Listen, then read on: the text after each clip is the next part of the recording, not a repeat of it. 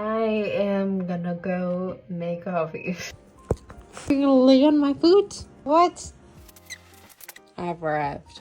It's my hands. He likes to go outside.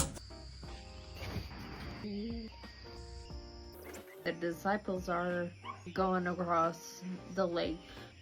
The wind was against them. So that's a tough situation. And they're having to put the trust and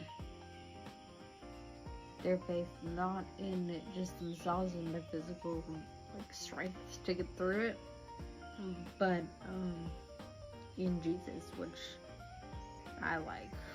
We're not to rely on our own physical strength, but to just put all of our trust in Him, even if it's in the middle of the lake with the wind against you.